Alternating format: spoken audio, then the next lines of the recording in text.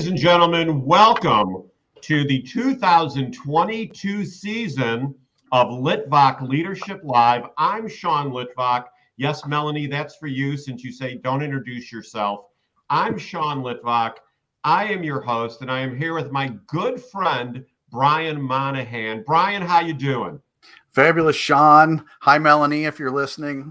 I'm Brian Monahan as well. I introduced myself tonight. So yes. Thanks for the intro, Sean. Super Absolutely. excited. How did we get to 22? How did we get to 22? Year 3 of the pandemic. Woo, woo, woo. So looking up, and my favorite thing, we got a like already. Kind of cool, but and it's from my wife, which good to have the spouse participating. So for those of you that are watching this live or will be watching this on replay, if you don't already like, follow, and share Litvak Leadership on LinkedIn, YouTube, Facebook, Instagram, Twitter, and my newest social media platform, TikTok. Love TikTok. You need to go there and follow me in all these areas, different videos, different places, some of the same videos, but lots of good stuff. So Brian and I today are going to talk about burnout because frankly, people allegedly are tired. People are resigning their jobs. People have had it up to here with whatever. I know I'm not big on masks, but I can't think of what I'm burned out about. But Brian, we started this whole conversation on LinkedIn about burnout. So why don't you jump us into the conversation and tell the audience the genesis of this burnout conversation? Yeah, Sean. I mean, I think obviously burnout is not unique to me or any one person, but I've spent most of my career in the live event industry or the hospitality and meeting event industry. And if any of you remember in March of 2020, we were shut down. The world was shut down and meetings were shut down. And so it's interesting that when I couldn't work, I worked harder than I ever worked in my life. So it's a very interesting dichotomy. Obviously, there were some definite logistics to it.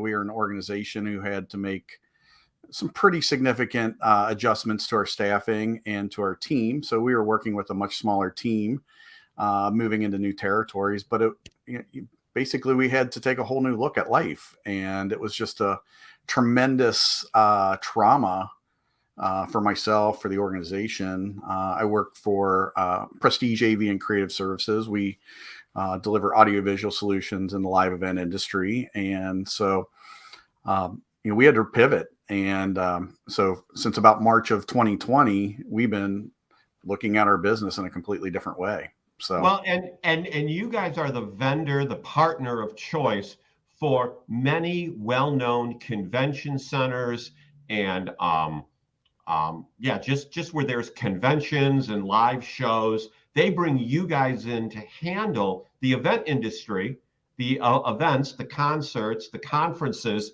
and none of that was going on. So that had to be challenging for you, right?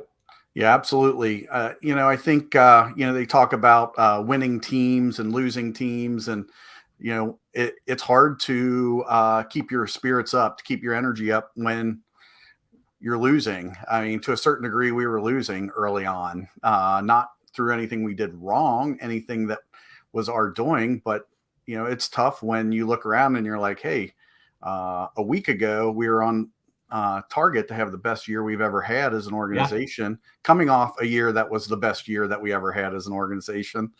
And like many companies, and now losing 90% of your confirmed business in 4 or 5 days. Well, and to interrupt you just for a second to tell the audience, that's what happened to you. I had just started a new job. Yeah, absolutely. The first week of January in sales, and I was hammering it those, January, February, the beginning of March, and it was seriously looking with what I had in my pipeline that the goal I'd been given for the year there was very much the possibility with some giant deals that we were working on that I could hit my goal for the year in the first 6 months that I was with this company. It was going to be woo, woo, you all made a great hire. And then everything stopped. And I went to cold calling during a pandemic. Yeah. And I know from both of us being big Jeffrey Gitomer fans, have a lot of common sales authors. Neither of us are really the cold calling type. We'll do it when we need to, but we like to build relationships. Exactly. Build long term. So when you get into cold calling, you're kind of you're doing it the hard way. So yeah, if that's what you have to resort to, it's going to be stressful. And you bring up Jeffrey Gitomer. So, this is the first thing I want to tell people, and I know you can echo this with me, Brian, is that if you're feeling burned out, you need to find your tribe. I know that I was just pounding the phones, calling people, trying to figure out what to say. What do you say to even start a conversation when the grocery stores have no toilet paper? People are fearful for their lives. Our daughter came home from college thinking she was going to go back in 2 weeks and then 3 weeks. And then she graduated, in our living room. Okay. And I followed Jeffrey Gitomer for years. He started live streaming every single day, still does at 10 a.m., 7 days a week. And Brian, you started watching that live stream, right?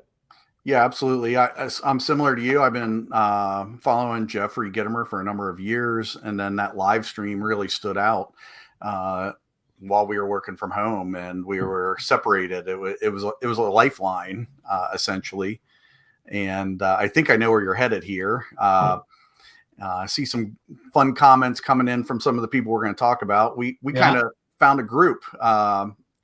I like what you called it earlier today. What did you call it when we were chatting? A herd of We found our herd of unicorns. So here's Kellen Fisher with Cards That Wow, Tim Lord with Boston Impressions, and Tim, what's the name of your other company? Throw it up there. I don't remember. I'm so sorry. But then, so Jeffrey wanted to have a mastermind group and wanted to charge everyone for it. That's his right.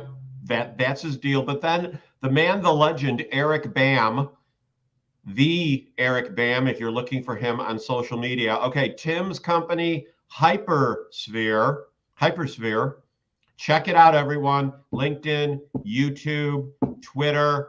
You'll see what it's all about. I'm sure there's hypersphere.com too. Anyways, Eric decided to put together a herd of unicorns and said, why should people pay Jeffrey to be in a mastermind group when I can just put these people together and we can support each other?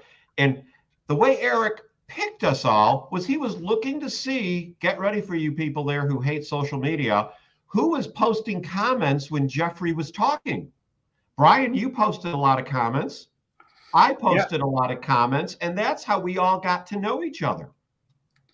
Yeah, I mean, it's hard to believe that something as random as a live stream has actually led to what we've basically turned into about 22 lifelong friendships that are going to be some of the most important relationships we have. I mean, they have been the most important relationships for me over the past 2.5 years. Randy Chafee, I buy from Randy.com. If you are in the metal building industry, if you need screws, rivets, metal to build your metal building, I buy from Randy.com. Randy also hosts a live stream show. This is how we all learned about live streaming. So go on. So what was almost 2 years? Yeah, absolutely. Almost 2 years we have been together. It is amazing. In June, I think it will be 2 years. The Megamind Mastermind Group has been around. So Brian, have you felt burned out during all of this? Oh, absolutely. I know all of us have different ways of dealing with things. I definitely got to burnout. And I think, one we want to talk about this today, so I'm going to go ahead and jump into a few things. But I think one of the key things I've found with burnout is, you have to have the courage to actually even admit that you might have it. There's a lot of macho people out there that may want to say, I'm just going to push through and I got this. And, maybe that works for part of life, maybe for the normal ups and downs. But I think when you get to things like the pandemic, you get to things like traumas of deaths in families or business failures, you're probably getting into burnout. And I think it's important as a human that you actually admit it. I really had to have that come to Jesus moment with myself and say, yes, I am kind of at my wit's end and I need to look for some options. So you bring up Jesus. Thank you. Yeah. Because I am a man of faith and you know that. I can honestly say, I can only think of one time in my career when I actually felt burned out. But maybe I'm that machismo guy that just doesn't recognize it. That could be the point. Now, one of my foundational scriptures is Matthew 6:33 and 34. Seek ye first his kingdom and his righteousness, and all these things shall be added unto you. Well, if you're seeking first God's kingdom and his righteousness, doesn't that give you the foundation to face anything? What say you, Brian Monahan? Yeah, I mean, I think, we brought up come to Jesus. I think one of the things that I was going to talk about is, your faith. I mean, we all have different faiths. Some people, seek different avenues for that. I'm Catholic, Christian, grown up in that environment. So yeah, I sought the Bible. I sought scripture as well. And I think that's, if you're not into that, maybe it's finding a passage that's meaningful or a quote, whatever that might be. But I think, you want to surround yourself with thoughts, ideas, concepts that are actually going to give you a positive outcome. So yeah, I think, going to that scripture is definitely something, but relying on God. Yeah. I mean, I think if you're a person of faith, getting in touch with that is very powerful. And you talk about relationships, our herd of unicorns. Catherine here brings up the importance of relationships. Brian and I are talking about faith. Now, I'll tell everyone a little secret in our herd of unicorn.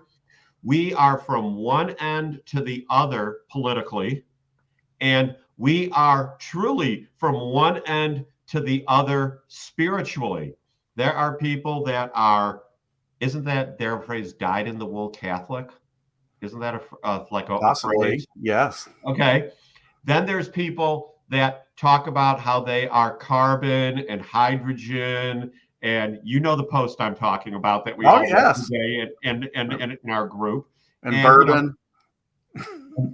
Bourbon Brian. And I am a charismatic Christian that was raised Jewish, but became a charismatic Christian eventually. So we are all over the place faith-wise, yet these relationships have allowed us to glean from one another and encourage one another. Brian, what do you think, is the greatest help to overcome burnout when you're dealing with a group of people who look at things differently? How have you seen us help each other?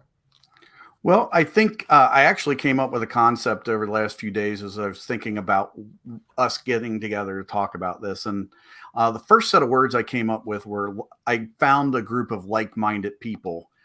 But that is not actually what I think the differentiation is. I actually feel like we found a group of like-motivated people. And I actually think that's the difference.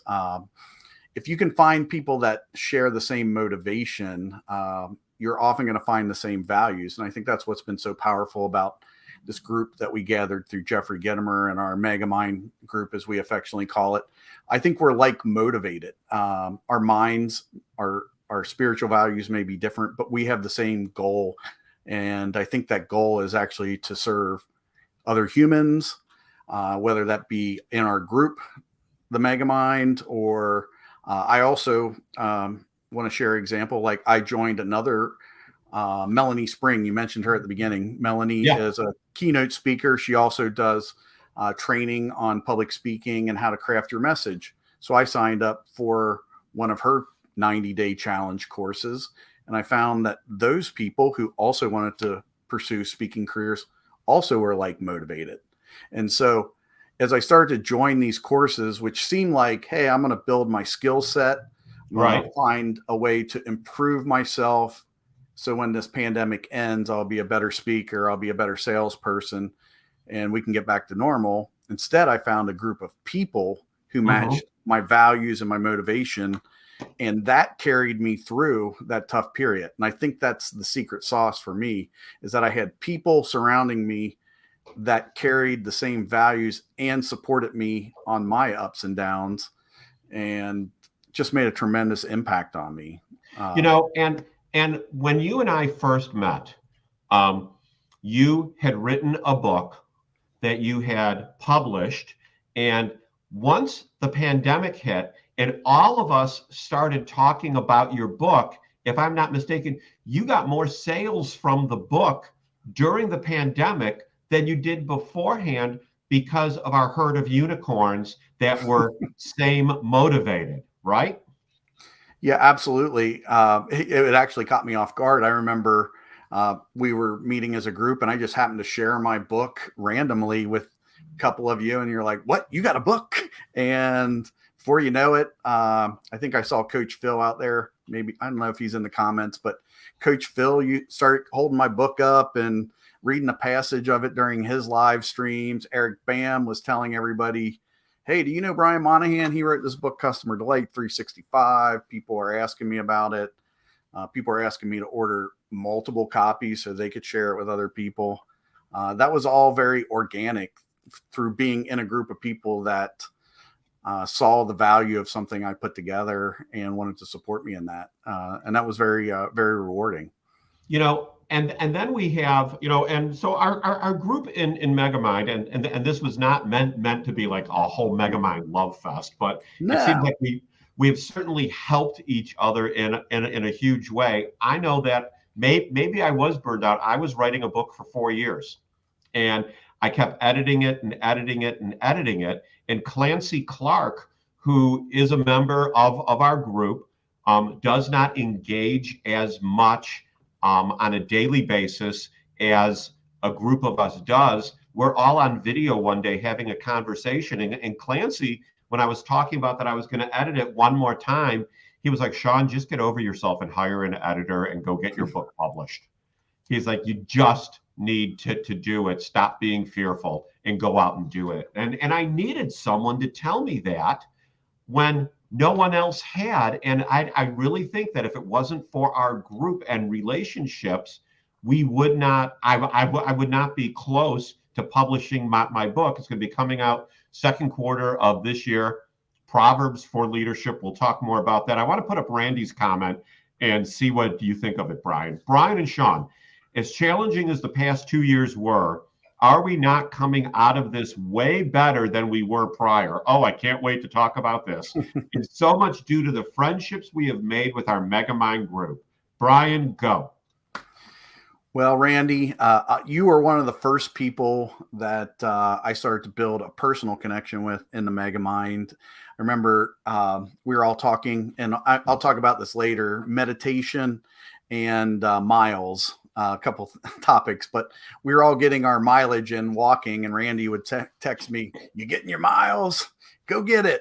And he just was like motivating me daily. And it was neat. I was like, who is this guy and where is he coming from? And we all started to model it and do it for each other. And so are we better off, the question is, than we were prior? Absolutely. Absolutely. There is no doubt about it. Like today, you and I are here on this live stream. We, 2 years ago, this was a big deal. Not that this isn't a big deal tonight to do this, but we would have gone through a lot of rigmarole to do it. Just to be frank, I think you traveled today, right? Oh yeah, and instead of having a 40-minute layover, I had a 5-hour layover. So you're kind of coming in hot off of travel. You got this live stream set up. You texted me at 8 till and you're like, are you joining me? I'm like, absolutely. I still have 7 minutes, right? We're experts, like, hey, I'm tidying up my collar, getting my water. This is, my special clear glass, so it looks nice and fancy while I'm on a live stream. But we're completely comfortable to do this. Are we the best broadcasters ever? No. But do we care about sharing ideas, concepts over new mediums, such as live streaming, doing classes like webinars, and doing little video clips, and using a lot of us were using video in our sales calls on LinkedIn. And so we as a group, one of the things we did is just got absolutely committed to video. And we said, we're going to tap into the new business order, and that is virtual and extended connections. And so and that's how you kill burnout too, is that trying new things and figuring them out. Yeah, absolutely. And that brings a ton of motivation for myself, is to just know that, I got something fun to look forward to. Tonight was something that is not something that's taking energy away from me. It's actually adding energy to my life. 7 p.m. on a Tuesday night in a previous work week, I might be wanting to call it a night. Let's chill down. But this is something I was looking forward to. And I got to tell you, it blows my mind when I tell people about Litvak Leadership and how it came to be. And they're like, oh, well, how many people have you interviewed? Brian, do you know what number interview you are? Since Labor Day 2020. Do you know what number you are? 45. 156. Jeez. 156. If you go to my YouTube channel, they are all there. If you go to Facebook, most of them are there. You go to YouTube, they're all there. And people, I knew nothing about live streaming. As a matter of fact, I remember, and Brian, I bet you had this same feeling when we first went into pandemic mode. People started posting some videos on LinkedIn. Videos started happening, and I remember watching these 4 women from this group that I'm a part of, IFMA, the International Facilities Management Association. They would post these little short videos on LinkedIn. And for those of you that don't know me, I'm obviously a super shy guy. Nah. And I would watch these 4 counterparts in sales just post these little 30-second videos, and I'd be like, I need to do that, but I'm so scared. And then I joined Megamind, and we all started videoing each other in our little group all the time and critiquing it. What was it like having your videos critiqued, Brian? Did that help your burnout? Well, actually the critiques were always great. Actually, what caused burnout was not doing stuff. I think that's another thing that causes burnout is burnout might cause inaction. But if you can actually step into your fear, and I think that was the benefit of the Megamind, is we were cheering each other on. And so if I posted a video and somebody might come back and say, like you mentioned, Melanie says, don't introduce you to open a video. Now, I think actually when you're doing a live stream like we're doing, it's a nice intro. It's a longer form. But if you were doing a short little video on LinkedIn, you may not want to say, right, hey, this is Sean Litvak. You might want to go into a poignant statement that says, are you failing at sales? And you should try video. Not, hi, I'm Sean Litvak. Are you failing at sales? So having somebody to say that, Sean might have posted something like that. Here's what I'm going to post to LinkedIn later today. What do you think? And to get that feedback before you actually go live is just tremendous. I want to share something. I'm actually in another group. I said, find motivated people. Some of you who follow me on LinkedIn, I joined this Brand 30. Group. Tell us about that, because I'm looking at that and I'm like, I like this idea. This is a good idea. Yeah. So this gentleman, Andrew Mewborn, he just came up with a program. It's probably no different than Jeffrey or Melanie Spring and her 90-day challenge, whatever. His is basically, you're going to post for 30 days to LinkedIn. He's going to train you on how to post in a manner that's effective. And, his idea, which I love, is quantity over quality. What do you think about that Indeed. statement? Grant Cardone, quantity, 10x it, double down. Exactly. So what he's saying is that you actually have to build that muscle. You don't know what you need to know until you actually start lifting that bigger weight and doubling down, like you said, on the content. So thanks, Catherine. By the way, Catherine Gardette, for those of you who don't know, she's my work spouse. Her and I both work at Prestige, and we're two peas in a pod when it comes to sales. And that's a whole nother conversation. And when her and I do a show together, but so the Brand 30 is teaching how to post on LinkedIn effectively. And so it's very much like a Megamind, though, because there's other people in the group. And so they're commenting on my posts. They're giving me feedback.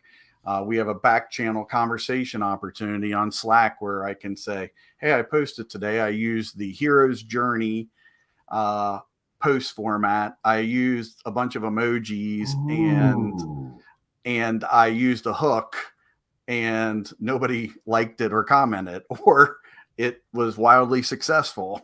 Ooh, I like this. So it's been a really fun program. And what's great about it, it's very much like the Megamind is these are like motivated people who want to create content online through LinkedIn, other means to share their ideas, thoughts, and become thought leaders, or they already are thought leaders, and just allowing more people to see it. So it's been a wonderful program. I actually think it would benefit anybody because my favorite thing I've learned from the course, I want to share this out. Okay. And I think it's great for Megaminders and anybody. I think all of our followers, Sean, are very similar. We kind of have a following of like motivated people anyway. Yes. But Andrew said that writing a book takes too long. It does not work in today's world. You need to post to LinkedIn daily so that you can get a feedback loop daily to find out what people want to hear and what they respond to. And that the life cycle of writing a book is, for the most part, too long. And so you may want a book. It may be part of a bigger equation, but if you really want to get to the crux of what people want to hear, what you want to build a brand with, you need to use something like LinkedIn to get instant feedback. And it's been amazing. I've posted now for 17 days, and I got posts that have gotten anywhere from as little as 30 reach or 30 views to over 4,800 views. So I got this. Wow. And prior to that, probably an average good post for me was 750 views. So just by playing around with these techniques, I've been able to get some significantly different results. And it's not always what you think is going to work. He's definitely right that you have to take on new techniques, get quicker feedback loops in today's environment. And so how does so two questions. The 30-day posting, are you reaching your audience, or is that not what it's about? Is it more about awareness? And two, how is it helping you overcome burnout? Yeah. So you want to go back to the reason what we're talking about today? Yeah. You don't want to talk about the 30-day brand challenge? No, I want to talk about what I'm really curious about is, are you garnering your posts to be specific for your professional brand or your personal brand? Because you know, there's that weaving. My posts, for the most part, end up being a personal Sean Litvak brand, not even necessarily Litvak Leadership, not necessarily Vanaken Group, my employer. They are Sean Litvak, to know me is to love me. We'll just pause and let that marinate for a moment. That is wonderful. That is wonderful. But what are your posts then? Are they the Brian Monahan brand, and has that helped you with burnout? So let's talk about burnout. Actually, the writing is actually very cathartic. I'll be quite frank. The writing is like meditation. So if you are a writer or aspire to be a writer, I actually consider it one of the best things you can do. Have you heard of, I think it's Julia Cameron is the author, but she had something called Morning Pages. I think so. And basically it's a book called The Artist's Way, I believe. And the whole concept is that, it's ideal that in the morning you actually sit down and write for 30 minutes, 45 minutes to actually clear your mind. And so that you have a fresh perspective for the day. And so I actually think this brand 30, I'm actually using the mornings to write because that's the best time for me. But it's actually getting me into a slower mindset. So I'm sitting down, I got an idea, I'm going to write it. And the act of writing actually makes you work through your thoughts and organize them in a way that other people might be able to. And so it actually puts me in a really good mind space for the day, because the rest of the day, it's kind of like working on your calendars or your to-do lists. I know Randy Chafee here, he does all his prep work on Sunday nights so he can hit the ground running on Monday. I'm a little bit different. I usually try to close out Friday and get my mind around Monday. And then on Monday, I come and do a little bit more prep work. He's in business for himself. He's got a little bit different mindset, but the writing is very cathartic for me. But the topic of the group or the brand 30 class is very focused on personal brand.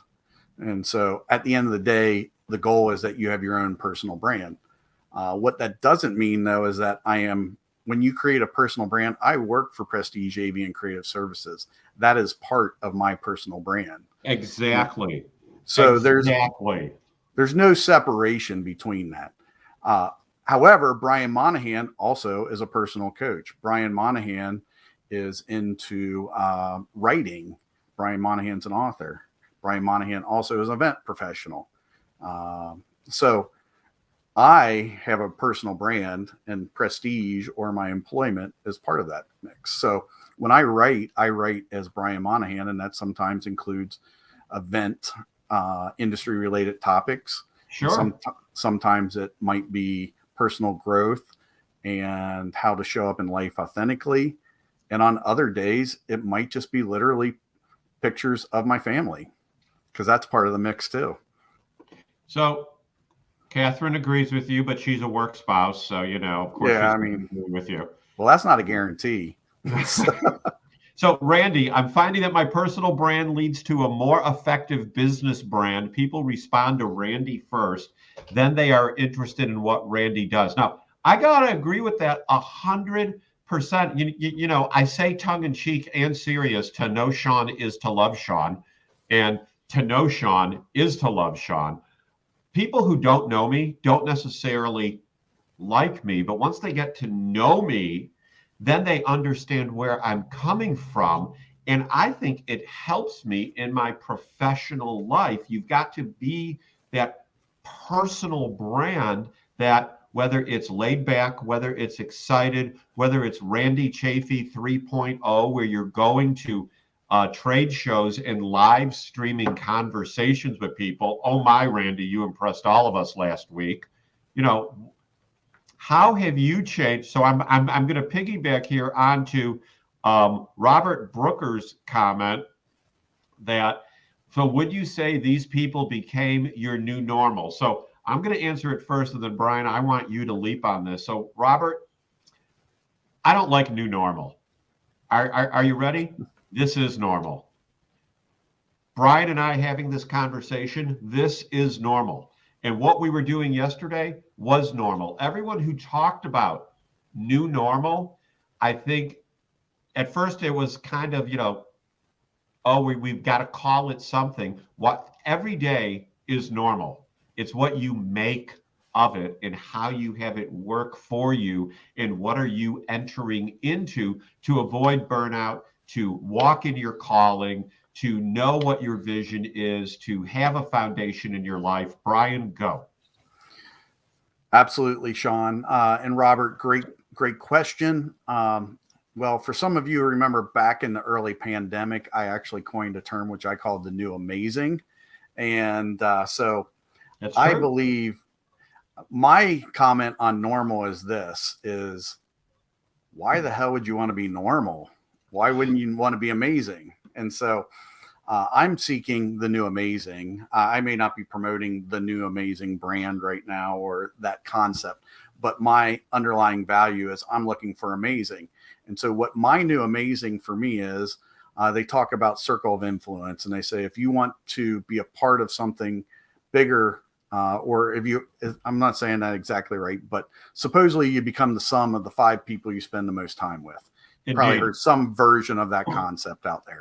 I think it's actually the 23 unicorns you spend time with, but Well, that's what go I'm on. saying is, I, and then you can also add in the rest of the group. So I have 23 unicorns that I've hung out with for the past 2 years that have absolutely propelled me to take it to the next level. It's kind of like, if you can't stand the heat, get out of the kitchen. And so this Megamind group we're in, if you weren't going to move, we didn't kick anybody out. They kind of self-selected, like, I'm not going to stay around. And we Absolutely. still embrace somebody who wasn't up to it. But, I have grown immensely. Like, I don't know that the fact that you're doing 156 shows takes me to another level, because I get to be on your show 2 or 3 times in the past year. Yeah. And Your third appearance. And build my skills doing interviews here. Like, this is not my best interview.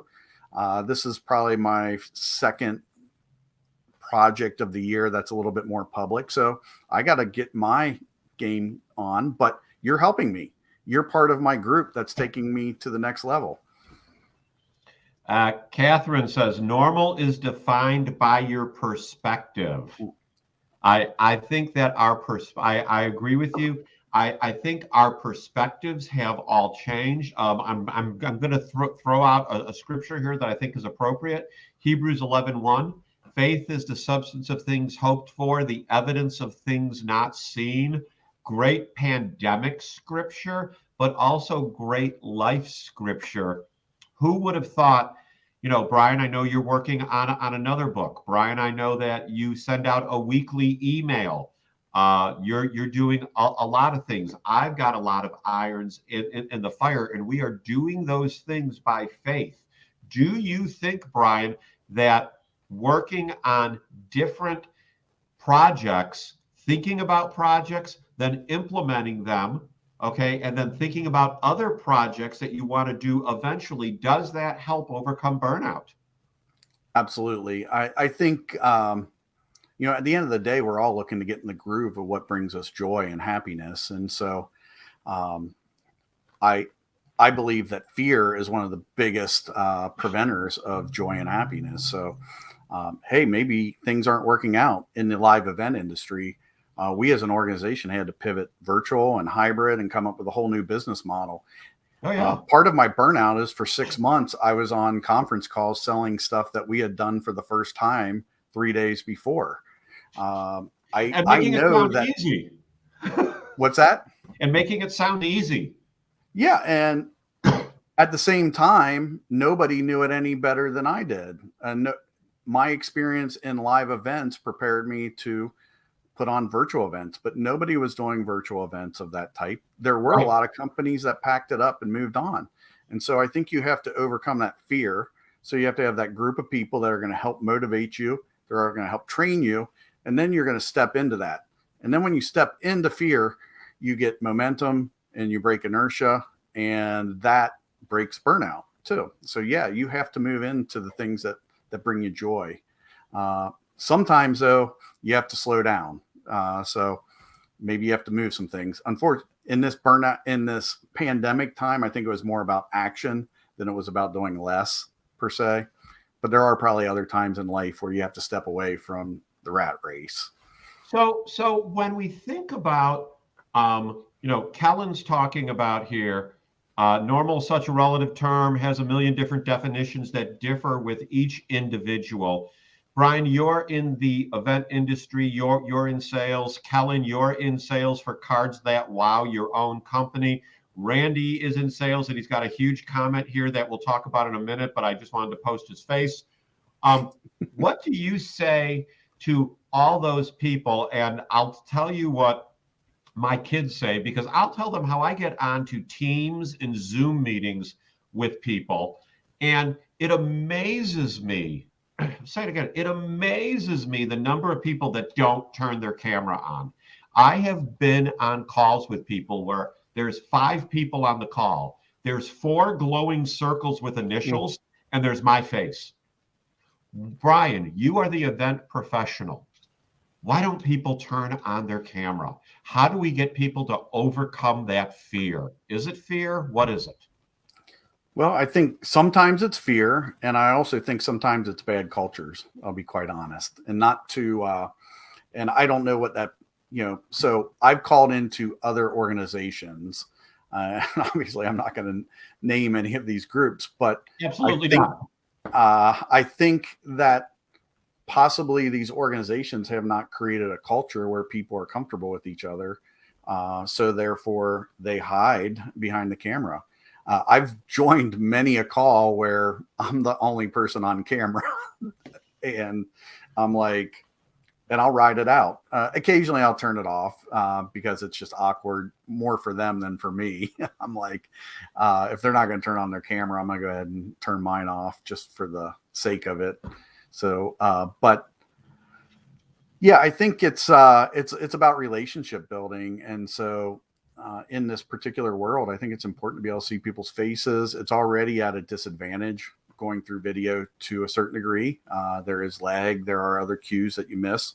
But audio only is also missing out on way more. So way more. Well, and what my kids tell me, okay, because I have kids in their 20s that are on conference calls all day long, working remotely, not sure if any of them will ever go back to the office. Not that they don't want to go to the office, understand me, but they work for organizations that I'm not sure if they're going to go back to the office. Just like, if you're not in the service industry, you may not go back to the office. I was talking to a guy this morning from Waystar, okay? And Waystar took a survey of their staff to see if they want to go back to the office. They haven't announced the outcome of the survey yet, but I bet I know what it's going to be. They're going to have this big building with like 10 or 12% of the people there. But what I hear from people is that they're burned out on conference calls. I don't think there's any more conference calls now than there were conference calls and meetings before. What say you? I actually do. I'm going to disagree with you on that one. And there's one reason why. And it's just sheer logistics. Like when I was doing in-person meetings and I did a lot more lunches, I did a lot more breakfast meetings, coffee meetings, but you have the logistics of driving. So percentage of time you might have to be transporting yourself somewhere. And that's a pro and a con. But right now I can book a meeting back to back. I can go from 7 a.m. to 8 a.m. to 8:01 to 8:59 to 9. And so I think it's just actually poor hygiene with managing your schedule and your meetings more than it is too many meetings. You have to build some buffers into it. I try to finish meetings, not schedule them for the full hour, try to finish them on the 45. Yes. I schedule a lot more half hours. I see people doing 15-minute meetings. I think some of the burnout might just be poor meeting hygiene, poor meeting management more than it is about actually having more meetings. Depending on the meeting, is it a 45? Is it a half hour? Is it a 20? Can we do this in 15 minutes? And I always schedule a buffer of 15 minutes to half an hour. Now, the problem comes in our shared calendar world. When people see that you've got that half hour break in there, they'll slide a meeting in that they want you to jump into. And then your day goes crazy. Randy says, I found that I move towards a hybrid lifestyle. Yes, proven old can still benefit. Looking to the new ways can also work very well. So I've really focused on looking at what is my hybrid approach to this going to be. I love meeting in person. I would always prefer to meet in person, but I will also tell you that I don't want to have first meetings with people in person anymore. I'll be perfectly frank, and people know, even local in Louisville, if someone wants to have a first meeting with me, I was like, why don't we hop on a video and talk a little bit first and make sure that I'm the right solution for me and for you, and you're the right kind of customer for us. Let's spend 20 minutes or half an hour just talking. To go in person at first, to me, in our now normal, doesn't make sense. Brian? No, absolutely. I think we have some similar. I know you travel a decent amount. I had represented essentially the DC or the Washington, DC market for the company prior to taking over the VP and management role. I still do a lot of work in the region, so I have all my relationships. But my old model was that I would make a phone call, make a contact, however I'm going to network with somebody. Then I would schedule a meeting, and I would often schedule a week in DC, and I would try to fill up my schedule with appointments while I'm there, because I thought that, hey, I need to meet this person in person to make an impression. Now is completely valid, like you said, to do an initial meeting that says, hey, why don't we get to know each other a little bit on Zoom or on Teams, whatever that might be. It's better than a phone call, not quite the commitment. I don't need to fly to DC for a meeting. And I'll be quite frank, I had to do like the airlines. I had to overbook. I had to double book, because you're going to lose a certain amount of appointments. And if I'm in Monday through Thursday, and on Thursday morning they say, hey, can we do tomorrow? No, I'm flying home today at 5. So it's allowed me much greater access to that remote market at a much more affordable option. So absolutely.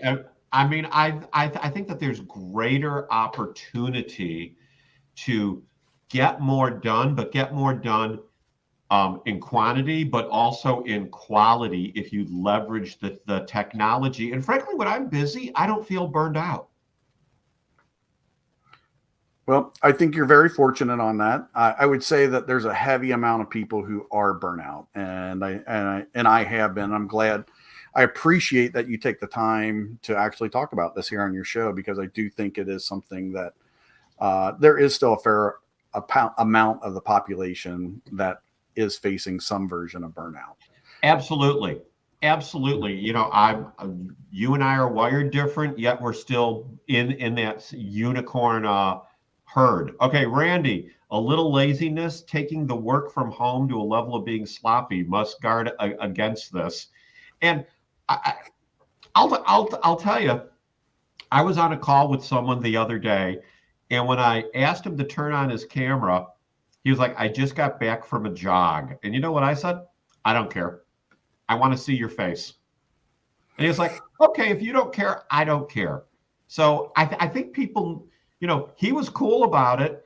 And it ended up that everyone who joined the call turned on their camera then, which wouldn't have necessarily happened.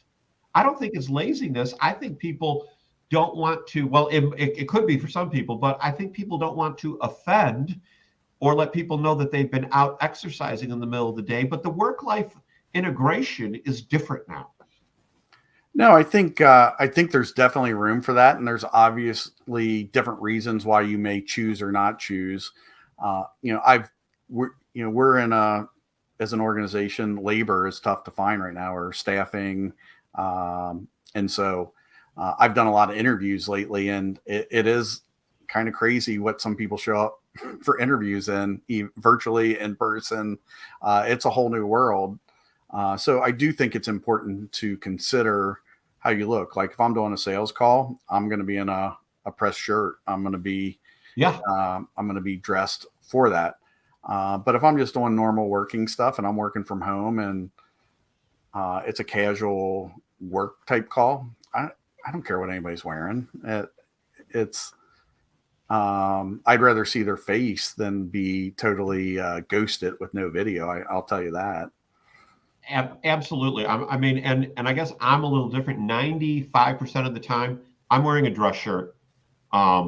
If I know that I'm seeing a customer or prospect, it won't be as snazzy as this. It'll be the, dull light blue or white or gray or whatever with no pattern, because that's business professional now from home. But I need a collar to make me feel, if I'm wearing a sweatshirt, I guess my mind wanders. No, I mean, when I'm working from home, like I put on, like I might wear jeans with a dress shirt, waist up, but I got to have my shoes on. That's I'm wearing shoes. I like that. I can't come into the office at home and be like, oh, I'm just in my barefoot. No, I put on my shoes. That I'm walking into work when I walk through the office door. So, and I think that's important too. I mean, I think, people are still learning how to work from home, but, I have built out a space that is focused on work. When I come into my office, it is a work environment for me. I want to get down to business. It's not playtime when I'm at home. In fact, I'm going to get more done. So. And then, of course, our final two comments, and then, Brian, I'm going to give you the last word. Catherine says the stats are staggering for burnout and decline of mental health since the pandemic. Absolutely. I am not saying burnout doesn't exist. I'm saying that people need to find their herd. People need to be grounded in faith to get over burnout, and they need to, frankly, they need to come to Jesus, and they need to find their people. That's what I think. Come to Jesus and find your people, but it also helps to wear bedazzled jeans. Absolutely. Like Eric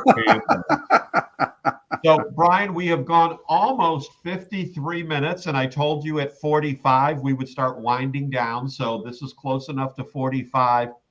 We've talked about burnout. Our theme today, I want to get it right, was do these things to deal with and overcome burnout. Brian, final word before I usher everyone off into the evening. What say you about burnout? All right, we didn't talk about it much, but meditation. And meditation can be active. It can be walking. It can be working out. It can be reading scripture. That's one thing to help with burnout. Second thing, I coined my new term, find like-motivated people. Find people who share a common value, common interest as you, and grow with them. Find support, work through your hard times. And then most important thing is not take yourself so seriously. Enjoy yourself, make fun of yourself, make fun of each other in the right way, and have a good time. So meditation, motivation, and humility. There you go. Come on. Ladies and gentlemen, Kellen loves Brian and me, and we love Kellen. This has been Litvak Leadership. There's all my social media under Litvak Leadership. And even if you go to LinkedIn and type Litvak Leadership, it's part of my URL, so you'll find me. Brian, thank you so much for being on the show today. Always a pleasure to have you here. Love chatting with you. And frankly, I had fun, and I hope you did too. I did. Thank you. Nice meeting everybody out there today. Thanks for joining in. All right. Y'all have a blessed evening now. See ya.